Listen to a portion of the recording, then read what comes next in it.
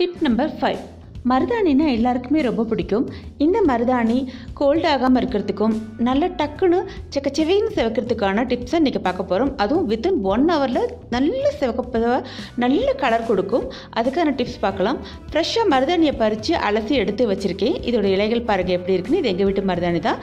இந்த மருதாணியை ஒரு மிக்சர் ஜாரில் சேர்த்துருக்கேன். இது கூடவே ஒரு 3-4 கிராம்பு, ஒரே ஒரு டீஸ்பூன் நாட்டு சர்க்கரை, கடைசியாக கொஞ்சமாக ஒரு அரை மூடி பக்கம் எலுமிச்சம்பழத்தை பிழிஞ்சு விட்டுக்கலாம். இதை நீங்கள் நல்லா அரைச்சிட்டு கையில் வைக்கும்போது பார்த்திங்கன்னா வித்தின் 1 ஹவரில் நல்ல சக்கச்சவேன்னு சூப்பராக சவந்திருக்கும். இதோட மெத்தட். இன்னொரு மெத்தட் பார்க்கலாம். இன்னொரு மெத்தட் பார்த்திங்கன்னா ஒரு மிக்சர் ஜாரில் ஃப்ரெஷ்ஷாக பறித்து வச்சுருக்கக்கூடிய மருதாணி இலைகளை சேர்த்துருக்கேன். இது கூடவே ஒரு சின்ன துண்டு புளி, நார்மல் சமையலுக்கு யூஸ் பண்ணக்கூடிய புளி தான் சேர்த்துருக்கேன். இது கூடவே ஒரே ஒரு டீஸ்பூன் டீத்தூள், சாதாரண டீத்தூள் தாங்க சேர்த்துருக்கேன். இது கூடவே ஒரே ஒரு டீஸ்பூன் சுகர், நீங்கள் நாட்டு சர்க்கரை, வெல்லம் எது வேணாலும் சேர்த்துக்கலாம். இது 3த்தையும் சேர்த்து அரைச்சி கைகளில் வச்சு பாருங்கள். இதுவுமே அட்டகாசமான சக்கச்சவேன்னு சூப்பரான நேரத்தில் இருக்கும்.